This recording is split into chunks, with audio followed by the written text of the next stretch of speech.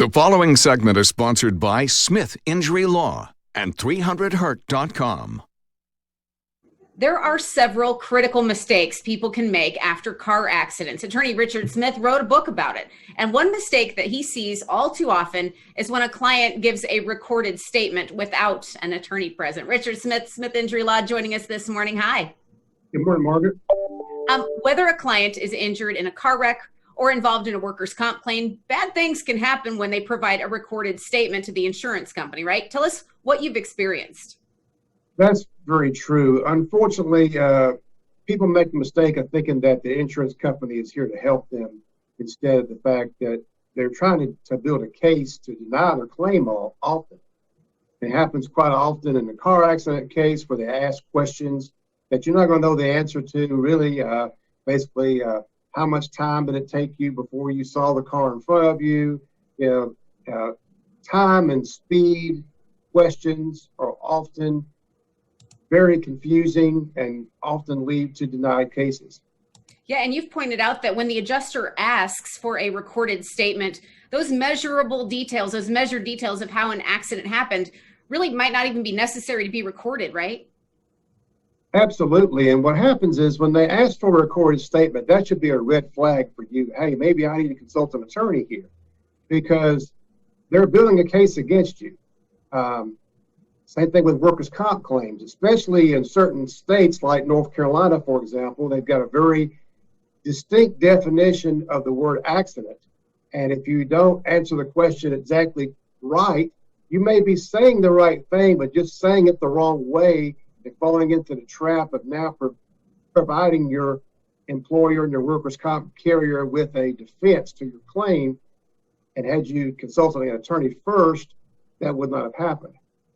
Well, I think it makes a lot of sense that when you're talking about details of speed and things you really don't have an accurate response for, you want to stay away from a recorded statement. But are there instances where it is okay to give a recorded statement? If you have an attorney, I mean, we do them all the time. We basically prepare our clients properly for them like they were being deposed, for example. And then we also object to questions that are inappropriate, that ask things that are not relevant to the case, etc. And you can do a recorded statement, but I recommend never doing one without an attorney. And you want somebody by your side who knows what might be going on behind the scenes. The book, 10 Critical Mistakes to Avoid If You're Injured in a Car Wreck, is available for anybody who requests it, and it covers this pretty thoroughly. Tell us why you wrote it. You make it really easy to read. I wrote it for the every average day person who is involved in a car accident, who may be involved in a car accident, to know what the basic things to avoid doing. It's not written as a piece of scholarly work. I don't have references in there. It's basically just me telling people what I've seen over the last 30 years. And one of the biggest mistakes people make are giving recorded statements without an attorney present, without an attorney advising them, because they often will destroy their case before their case even goes forward. Just talk to an attorney who's experienced in personal injury law, and we'll make sure these mistakes don't happen. Good information for everybody to keep in mind. Smith Injury Law practices in areas like personal injury, workers' compensation, car and truck collisions, Social Security disability claims. Every case is handled by you personally or your partner, Scott Becky. Why is that so important? It's very important because we have two lawyers here that have got a lot of experience. I mean, I've got 30 years experience. I think Scott's got like 28 years experience.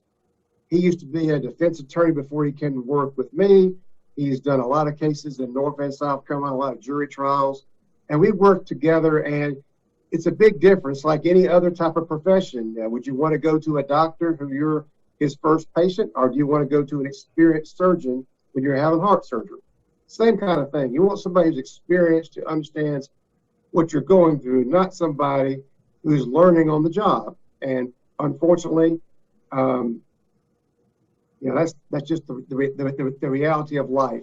It's better to get an experienced person than someone who's not experienced. And when you call a big firm that maybe does a lot of advertising, you don't know who you're going to get. When you call us, you're going to get both of us most of the time, but Scott Becky and Richard Smith.